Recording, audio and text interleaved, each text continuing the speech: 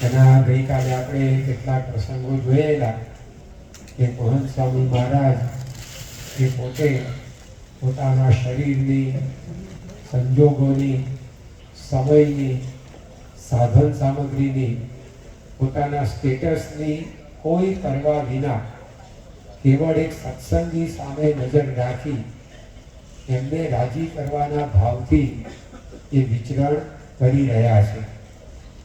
કેટલાક પ્રસંગોની વાત આપણે ગઈકાલે કરી કે જેમાં સ્વામીશ્રીએ પોતાના શરીરની પરવા કરીને હરિભક્તોને આગળ રાખ્યા. એની અંદર ઘણીવાર કેટલાકમાં પોતાનો સમય એનું કોઈ ઠેકાણું ના રહે, પરંતુ હરિભક્ત રાજી થાય એમના મનની અંદર વિચાર ચાલ્યા કરે. કેટલીક વાર કોઈ સંજોગોની સામે જોવાનું. ગઈકાલે આપણે પ્રસંગ વાત કરતા હતા કે તારીખ 16 જુલાઈ 2012ના દિવસે મધ્ય ભારતમાં વિચરણ કરતા મહંત સ્વામી એમને પરતવાડાથી ખામગાંવ સુધી પહોંચવાનું હતું. એમાં વચ્ચે જ્યાં આ રીતે સભા ગોઠવાયેલી ત્યાં આગળ એ કેન્દ્રના બધા હરિભક્તો ભેગા થઈ ગયા હતા. અને એમાંથી એક જણાએ પોતાની દુકાનમાં પધરામણી કરવાની વાત કરી. તો સંતો એમને સમજાવ્યું કે સમયની કટોકટી છે. એ વખતે સ્વામિનારાયણ પ્રકાશમાં જાહેરાત પણ આપવામાં આવેલી. વિશ્વચરણ સ્વામીએ જાહેરાત નથી આપેલી કે હવેથી સદગુરુ સંતો ડૉક્ટર સ્વામી, મહંત સ્વામી, ત્યાગવલ્લભ સ્વામી, કોઠારી બાપા વગેરેને પોતાના ઘેર કે દુકાન કે કારખાના વગેરેમાં પધરામણીએ ન લઈ જતા મંદિરમાં એનો લાભ લેવો. અને બધાની ઉંમર થયેલી એટલે આ બધાના આધારે સંતો પેલા હરિભક્તને સમજાવતા કે તમે પધરામણીનો આગ્રહ પડતો મૂકો, પરંતુ પેલા સમજતા નહોતા. એટલે છેવટે વચલો માર્ગ એવો કાઢ્યો કે સ્વામી તમારા દુકાન આગળ આવે, કારણ કે ત્યાંથી આગળ જવાનું હતું, અને એમના પ્રાસાદિક પુષ્પો અમે સંતો ગાડીમાંથી ઉતરી અને દુકાનમાં છાંટી દઈશું. એ બાબતે પેલા હરિભક્ત સંમત થયા કે વાંધો નહીં. અને જ્યાં એમની દુકાન આવી, ગાડી ઊભી રહી, સંતો નીચે ઉતર્યા, પણ એ વખતે હરિભક્તનું જ્ઞાન શ્રવી ગયું. અને જ્ઞાન મોટે ભાગે બીજાના કામમાં આવતું હોય છે, પોતાના ભાગે બહુ ઓછું આવે. એટલે એમણે એ વખતે વળી પાછી વાત કરી કે સ્વામી મારી દુકાને પગલાં પાડો. એટલે મહંત સાહેબ મહારાજ ઉતર્યા, એમની દુકાને પધરામણી કરી, પરંતુ જેમ પૈસાને ખેંચે એમ પધરામણીને ઊભી કરી. એક જણના ત્યાં પધરામણી થાય તો બાજુવાળા વિચારે ભાઈ મારા ત્યાં લઈ આવો સંતો. સંતો ઘણી વાર પધરામણી વિયાય, જેમ ગાય વિયાય તો વાસણનું આવે, એને એક પધરામણી બીજી પધરામણીને જન્મ આપતી જાય, બીજી ત્રીજીને જન્મ આપતી જાય.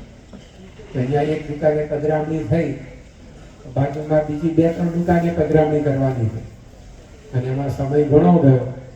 ઓલરેડી 1 કલાક તો સવારથી સ્વામી મોડા ચાલતા હતા, કારણ કે જે ગાડી ચલાવનાર હતો એ ભૂલો પડ્યો.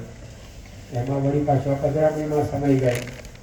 ત્યાંથી એ બધાને ન્યાય આપી અને અંજન ગાંવ કરીને એક શહેર, ત્યાં મહંત સ્વામી મહારાજનું ભોજન રાખવામાં આવે છે. એટલે સ્વામીએ ત્યાં જઈને ભોજન કર્યું.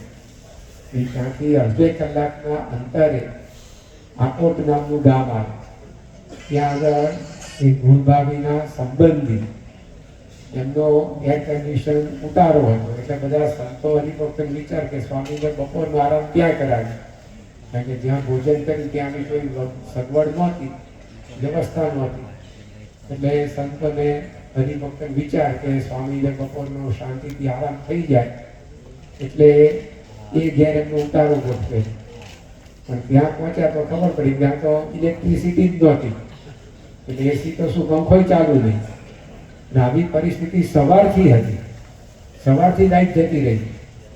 એટલે જેના ત્યાં ઉતારો તો એમને કહ્યું સંતોએ હરિભક્તે ભાઈ તમારે સવારથી લાઈટ નહોતી તો અમને કહેવું તો જોઈએ, તો અમે અડધો કલાકનો ધક્કો ખાઈને આરામ કરવા સ્વામી ન લઈ આવે. કે હું સવારથી કહું તો તમે પછી લાવો નહીં સ્વામી કહે. એટલે મેં કહ્યું નહીં. એણે પોતાના લાભનો લોભ રાખ્યો અને એમાં અડધો 1 કલાક સ્વામી ગયા, પણ જે હેતુસર ગયા તે હેતુ તો બહાર આવ્યો જ નહીં. એટલે બફાસો નફા એમ ગરમીની અંદર સ્વામીને સુવાનું થયું. ત્યાંથી સાંજે જાગ્યા પછી આગળ ખાંડવા સુધીની મુસાફરી કરી અને ત્યાંથી અહીંયા અમદાવાદ આવ્યા અને અમદાવાદમાં 20મી જુલાઈ 2012ના દિવસે પ્રમુખ સ્વામી મહારાજે પત્ર દ્વારા સ્વામીને પોતાના ઉત્તરાધિકારીની પણ એના 4 દિવસ પહેલા રીતનો દિવસ પસાર થયો.